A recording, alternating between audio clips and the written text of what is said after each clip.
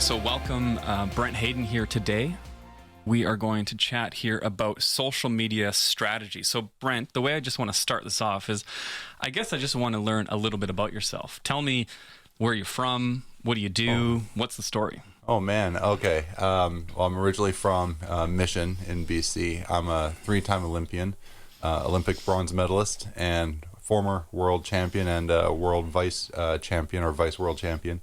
Whoa, what's vice mean? That means you got second place. Vice, hey? Right? Okay. So that's the. I've noticed people started saying that. So I think when you say you're a vice champion, it's just it sounds better than saying you got second, right? It kind of sounds like you're co-champion. It still sounds like you won when you say it. So I'm still getting used to it, but it seems to work. What else do you want to know? So, 3-time Olympian. Yeah. What cities were you in the Olympics? So my first Olympics was Athens, and then I competed in Beijing, and then London was my last one. And you are now in the road to Tokyo, which didn't or isn't happening. Well, so I actually didn't think I'd be going for another Olympics again. I thought London was going to be my last one, so I retired actually even before the closing ceremonies happened. Oh, wow. Yeah, it was just a few days after I won my medal, maybe even only a couple days. I said, you know what, I think 3 Olympics is enough, and with everything going on to get to that bronze medal, I think it was just, that was a good way for me to retire. But after 7 years, I decided, you know what, I want to come back and make it go for my 4th one. Definitely wasn't planning on, Tokyo getting delayed, but we're all in the same boat here, and I'm just getting ready to get back into training and now go for Tokyo 2021. Yeah. I read that you are the fastest swimmer in the country. Yeah.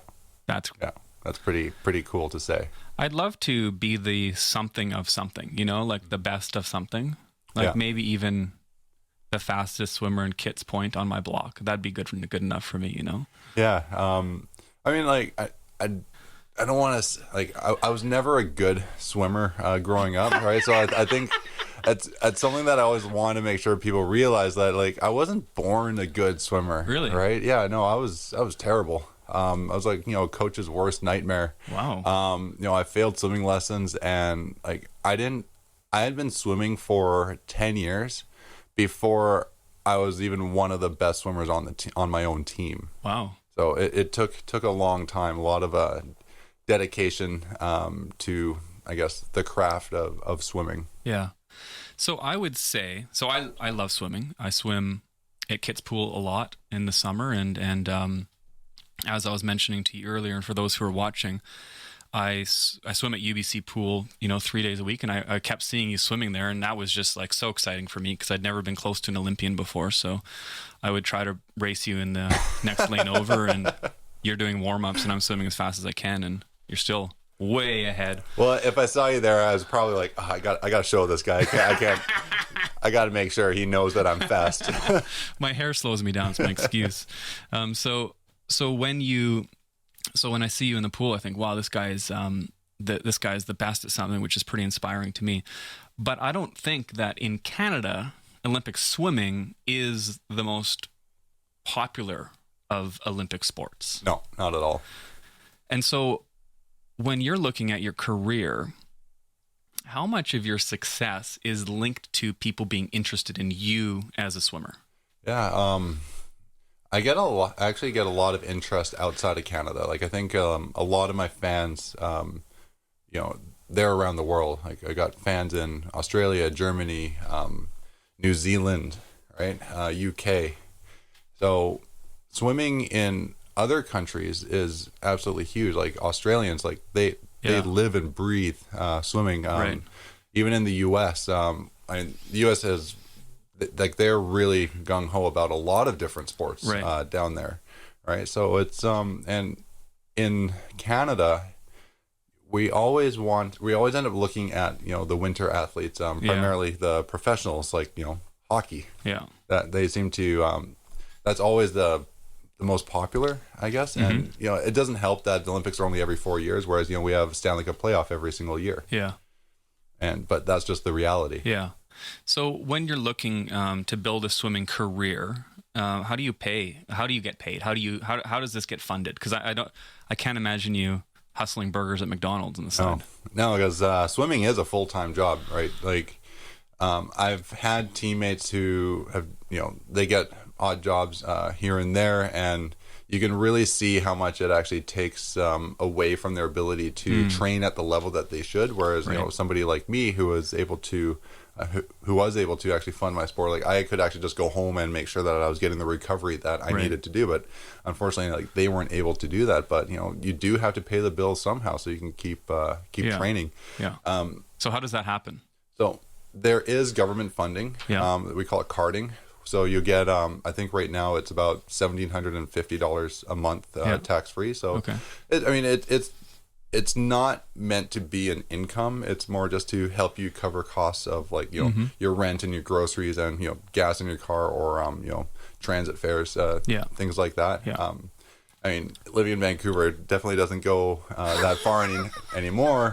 When I was living here back in 2003, 2004, like, my share of our rent was like $500. Right. There's no way you'd be able to do that now. Yeah. Like, it's absolutely insane. But then you can rely on sponsorships. Yeah. And that was pretty much the sole area where I was able to, be able to be comfortable enough that I could just focus on just my sport. Right. Okay, great. And so who are your sponsors? At the time, I was sponsored by Visa, Rona, Speedo, and Coca-Cola and General Mills. Wow, those are some big names. Yeah, I was very, very fortunate. A lot of athletes in Canada at the time didn't get those big names like that. So yeah. And who are your current sponsors? Right now, I don't have any current sponsors per se, but I have a lot of brands that are supporting me. I see. Right. So Finis has been my biggest supporter since coming back. So they're my swimwear brand. So I get a lot of free product from them to make sure that I'm able to train and race. All Max supplements, they supply me with my supplements to make sure that I'm able to keep my nutrition up and recovery. Luna Zen gave me this massive king size mattress, so I have a beautiful bed to so you can sleep rest. in. Yeah, and my wife loves it. I'm sure. Right, so sometimes she gets the benefits of that as well. Yeah. And Explore Cuisine is another one. So getting lots of really good high protein plant based pasta. Right. Yeah. So a difference between a sponsor and a supporter: sponsors give you money, supporters give you stuff. Yeah, with supporters, there's usually an agreement, but it's mostly around social media. Whereas a sponsor, they're going to have more obligations, showing up for certain events, in person, things like that. But yeah, there's usually a big fat check attached to it. Whereas a supporter, they're more about supporting you through product. And do they want you to post a certain number of times a month or a week, or what type of agreements have you come into in that regard? Yeah, they're always around posting. So for example, All Max, I have to do 4 posts a month, as well as 4 stories. Yeah. Right. I'll admit I actually missed out on the last month. So I got an email reminding me to make sure I keep that up. And that's one of the challenges is when you are an athlete that is training, making sure that you actually do schedule your social media to make sure that you're giving back to these people who actually were generous enough to give you their products. Yeah. Okay. So let's talk about that a bit. So they give you some products. You got to meet a commitment. Now you got a training regimen, and you got to deal with nutrition and probably a whole lot of things to work out. So how do you manage the commitment that you've made to them? Do you put it in your calendar, or are you just kind of thinking, okay, I got to make sure I post something this week that's half decent, that'll make them happy? Yeah, it's usually the latter. I've never really been one to actually follow a social media calendar, because every time I seem to do an actual calendar and try to plan ahead what kind of post I'm going to do on what day, it kind of loses that authenticness of the post. Yeah. Right. So I usually tend to kind of do the more in the moment post. So the other day, I got a new shipment of my Allmax products. So I was like, you know what? I just got this box. I'm excited. Let's get the camera out and let's just film me unboxing and talking about the stuff that I pull out. Right. Ended up having to do a couple takes with it because the camera stopped filming. So, but you still try to go back and try to emulate that genuine reaction. But it also gives you a chance to go back, like, because I kind of stuttered the first time, so I wanted to make sure that I cleaned it up and said exactly what I needed to say. But it's a lot of pressure.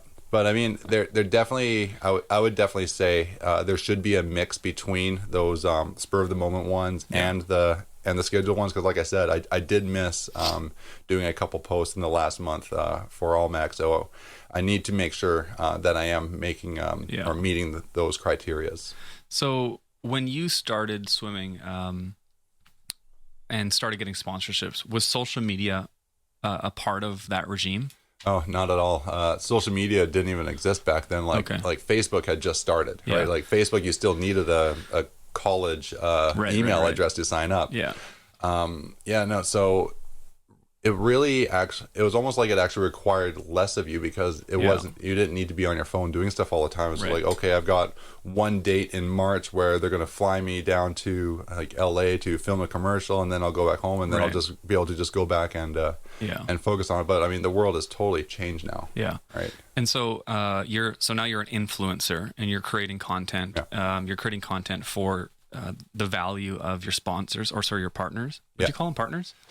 Whatever you call them. Supporters. And you're also trying to create value for the people who follow you, people like me who are interested in, your life as a swimmer and as an Olympian and your road to winning gold. How do you balance the fact that I don't care about the nutrition, but I certainly care about you as a swimmer? How do you deal with that? Yeah, it's always a challenge, because like I kind of mentioned before, like, you never really know what kind of content people are going to engage with. Like sometimes I'll do a nutrition post and I'll get tons of engagement, and then I'll come back and I'll do another nutrition post and I'll get nothing. Right. So I don't know if that's necessarily like the day of the week that I'm doing it, or the time of the day.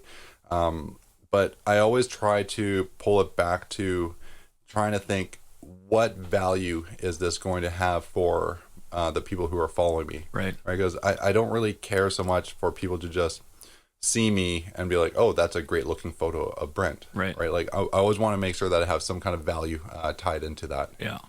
So I guess what I want to ask you is, if you had a deeper understanding of social media, if you knew more about it from any perspective, would that help your career as a swimmer, or does it really not make a difference to your actual swimming career? In terms of my swimming performance, I don't think it would make a difference at all. But I definitely think in terms of me as a brand, that would definitely help. I mean, like, as I'm saying this, I'm kind of having another thought. Like, the other way they could say is like, well, I guess being able to have that support does kind of indirectly affect my performance as well. But So now you talk about yourself as a brand. So I understand you have some type of apparel company, and then you've launched swim, kind of a digital platform for swim lessons. Yeah. So maybe just tell us a little bit about those two things. The brand, what are you offering in those? Yeah. So with the apparel line, that actually came from my motivational speaking, because like I get up on in front of an audience, and I would do a speech and try to inspire people to my biggest message was always about rising through challenge and using those challenging times and those failures as opportunities to learn and grow. Right, because those are going to prepare you for the greater challenges you're going to have to be able to face later on in life. So that's why I like to think about my Athens Olympics failure and my Beijing Olympics failure as learning opportunities to help me succeed in London when I had everything working against me, my back spasms primarily. So I wanted to take that message and put it onto something that people could take with them every single day. Right. So we came up with the name Astra from the Latin phrase ad astra per aspera, which is to the stars through challenge. Oh, wow. Right. That's good. Thanks. So that's a winner. Well, we thought so too, or we think so too. So it's because I actually have 3 stars tattooed on my torso, and I got those back, probably 2008, 2009. After my sensei passed away, because I wanted to take the lesson that he taught me when I was really young, and this is before I became an actual, before I was good at swimming. So I feel like the mindset that I learned from doing karate is what actually helped me succeed in my swimming. Yeah. And the 3 stars on our crest, they symbolize the battles between your mind, your body, and your soul. Okay. So I wanted to take those and almost use those into the visual of what the brand's going to represent. So. I know you've seen the logo. Yeah. Right. The 3 star, they're placed in like the sort of the triangle shape, right? So those are actually the 3 positions of the Olympic podium. Right. So it's good. Right. So relying on those stars and realizing that there is a battle going on. You have to be able to use that in order to succeed. So we just want to make sure, like, we wanted to create a brand that was going to, if somebody was feeling like a challenging time, or they needed some, they wanted to get through this tough time in their life, that they could almost put this clothing on as their armor to help them get through that. They put that in, the hat on their head, and they go, I'm ready to face this challenge. Wow. We used athletic apparel because, like, being an athlete, one of my biggest challenges is I just want clothes that are going to be comfortable, and I'm always running around, and sometimes, I want something that I can wear to the gym. I can run and go get groceries. I can run, run these other errands, or maybe go meet up with some friends after, right? So something that was going to be versatile, especially, we're all, closets these days are getting smaller. Yeah. So we want to make sure in the city they are. So we need clothing that's more multi-use. So like I really looked at street apparel and said, want to, kind of use that as the influence for what our style would be like. Yeah. And then your online swim coaching. Yeah. So we call that Swimming Secrets. And it's actually one of the reasons why I actually came out of retirement. When we were filming the course, we actually were in Lebanon. I saw this on Instagram. Yeah. Your wife is Lebanese? Yes. Okay. Yeah. So yeah, we were about 45 or 50 minutes like north of Beirut. And just like an amazing pool. And we had been coaching privately for a decade.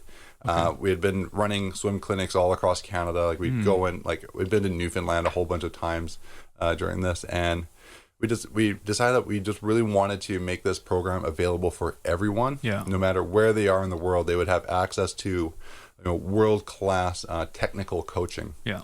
So we had actually been looking into filming this curriculum for a while. And finally, when we actually went to Lebanon, like we didn't plan on this, but we ended up living nearby this really beautiful pool. So I reached out to them and just like, hey, can I come swim in your pool? Yeah. Then when we went there, I was like, honey, like we got to film our curriculum here. Like this is a pool like this. If people watch our course in this pool, they're going to want to go out and swim, right? Yeah. So we talked to them, and they allowed us to, like almost like full reign on the pool to actually film whenever we wanted. Yeah. And during that time of the filming, that's when I realized that I actually felt really amazing in the water, and I started getting the emotions coming back. I'm like, oh man, I wish I had more years left in me. I would love to go back to training again. Yeah. And filmed some video of me swimming, sent it out to some people in the swimming community to get their opinion on it, and I had a bunch of people tell me, Brent, you got to come out of retirement. And so even though we were out there to film a course, the course ended up inspiring me to come out of retirement. But we ended up finally launching it about 2 weeks. I mean, we did a soft launch earlier with a small waiting list, but we did the full launch about 2 weeks before the pools all closed due to COVID-19.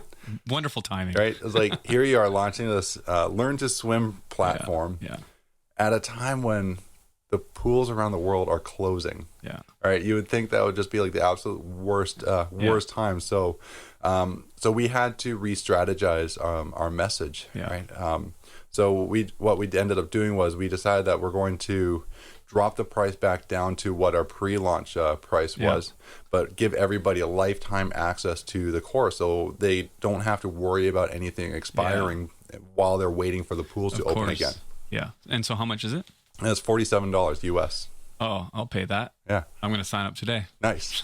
I'm going to get fast. Oh, dude, like you should actually read the reviews we've been getting. Like we had one guy, he sent us a video because we have a private members only group as well. So like I'll hang out there and like and support everybody along the way. So they don't just buy the course and then that's it. Like I'm actually there all the time. I'm hanging out there and answering questions and everything. And he sent us a video of him swimming in the pool and just, you know, just talking about how, you know, he had been swimming competitively since he was 7, and, you know, his old coach's philosophy was just swim 1,000,000 meters, then taper and race, and that was it. But he actually had developed shoulder problems, and doing our program, not only did he swim more, is he swimming more efficiently, but he actually solved his shoulder pain. Oh, wow. And I think that's been one of the biggest issues that we've been able to tackle with this program is we've been undoing a lot of bad coaching that swimmers have been learning from outdated methods, such as overemphasizing this high elbow technique and by keeping the hand too close to the body and trying to keep that recovery too narrow. Like the shoulder doesn't like moving in that direction at all. So yeah, I think I do that. I'm sure I probably swim incorrectly. Probably. Oh, great. Yeah, it's super common. You're gonna save me so many years of pain, I'm sure, once I do this. Yeah. And it's like, it's crazy too. Like for $47, like when we were doing our private lessons, it was $100 per lesson, and most people would have to do about 10 lessons with us. Yeah, they pay $47. They have that for life. Yeah. And so I'm interested in the kind of the conversations you have. So the way I'll explain this is you've built a platform. There's some type of chat function or some type of forum for people to post. Okay. Yeah. And then you go in there and you comment and give advice or say you're doing a great job or something. Yeah. How much value do you think you're adding to the life of the swimmer by actively being involved with that?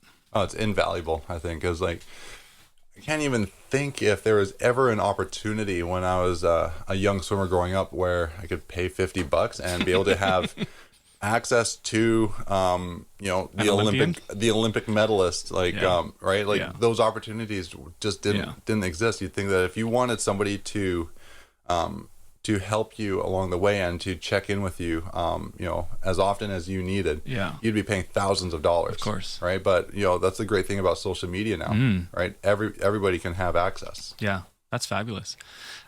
So you personally, how much satisfaction have you got out of the swimming platform? Oh, it's amazing. It's one of the greatest things that I got from doing the private coaching was when the parents would come back to us and they would say things like, my kid no longer has the shoulder pain anymore. Now that actually is like very personal for me because like I developed shoulder problems when I was really young. I almost had to stop swimming before all of, you know, anything that people know about Brent Hayden would have ever happened. Like my parents were spending hundreds of dollars, like probably every month on physiotherapy, only for me to go back in the pool and just do the same thing that was aggravating it in the first place. So being able to fix their shoulders so now they now can have the potential to keep going is huge. But I think one of the coolest things is when parents come back and they say, you've inspired my kid to keep swimming. Right.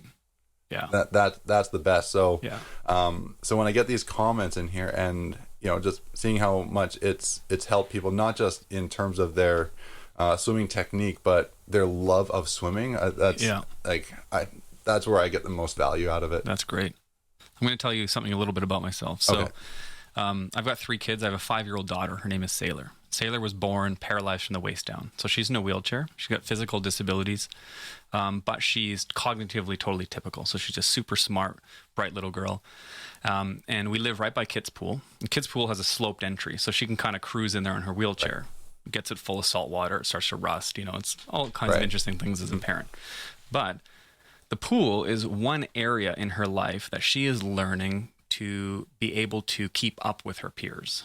You know, as a little kid, you know, they're all learning to swim. Now, she can't kick. She can't move her legs. So she's kind of floating around, still wearing some kind of device. But what's amazing about swimming for her is that it's kind of like it equalizes the playing field. And as she and her little friends learn to swim, she's able to kind of be in an environment where she's like just as fast as anybody else is. And when you're a little girl in a wheelchair, you go on a playground where there's bark mulch on the playground, or you go on the grass, or it's all very difficult, even in an accessible city like this. And so what I love about swimming, and even hearing you talk about this, it's like, I think what someone can experience in a pool is so amazing. And I see lots of people, and I notice this because I have a kid with disabilities. I notice so many people in wheelchairs getting into pools and just having an amazing time, you know, just being in an area where there's so much freedom. And I think for you to be able to teach people how to swim virtually is so amazing because you're giving people such a great opportunity to do something that they may not be able to afford to do, because swimming lessons aren't cheap, right?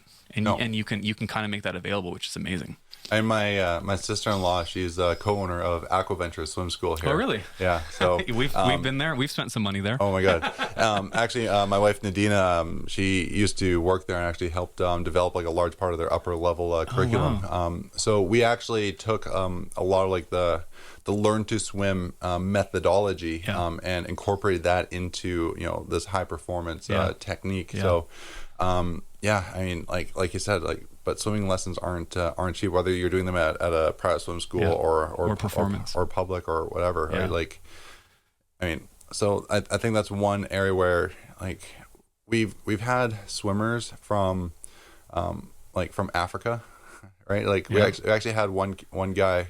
I actually spotted his comment in another swimming Facebook group, and he was asking people to donate money so he could afford to enroll in an online swim program. It wasn't mine. Yeah. I don't think he had heard of mine because it's still new. Yeah. And I saw that there. I was like, you know what? I'm going to reach out to this guy. I'm like, Right. dude, like, here, I'm just going to give you my program for free. Right. Like, this is all yours, and you're going to have access to all the same stuff that everybody has. I just want people to have access to the coaching just so they can experience swimming. Yeah. That's amazing. Like one of my biggest heroes was actually Eric the Eel from the 2000 Olympics. Okay. You know him? I don't know Eric the Eel. So should I? Should look that race up on. Wait, was he a really bad swimmer? Yeah. Yeah, I remember this. Terrible. I remember this. Tell us the story. I can't remember fully. Yeah. So this guy, he got up on the starting blocks. There were two other swimmers with him, and I think they must have been in like the first like one or two heats, right? Like, not professional swimmers by any stretch of the imagination. And they said, take your marks, and the two of the swimmers dove in. They false started. So when you false start, that's an automatic disqualification. You don't get a second try like in track. Okay. So now Eric is up there all by himself, and when the gun went, like, you just watched that guy. He gave it everything he had. his time was terrible, right? But hearing his story about how he was like learning how to swim, in like crocodile infested rivers, little tiny hotel pools. Where was he from? It was in Africa. I just off the top of my head, I don't remember which country it was, but like. His story and his determination, like in swimming, is like it's super inspiring. So sometimes I'm not always inspired by the people who do the best performances, but I'm inspired by those who show the most character. Right. Yeah, that's fabulous. That's great. So I think it's been great chatting with you here today. I think you've given us a whole lot of interesting things to think about. I'm excited to be a better swimmer now, so I'm waiting for those pools to open. It's been great chatting with you. I ask one thing for you. When you win gold at Tokyo next year, can I like touch the medal or see it or something? Of course. Can I kiss it? Sure. Yeah. Is that weird? We'll schedule like a coffee or something, and I'll bring you my Olympic bronze medal just in case Tokyo doesn't go the way I'm planning. Right? I'll let you touch that one just so we can be sure. I've never been near a medal before, so that would be great. Yeah, they're pretty cool. The London ones were heavy. Well, I want to feel it. Yeah. Okay. Thanks so much for your time, man. Thank you. Okay, thanks.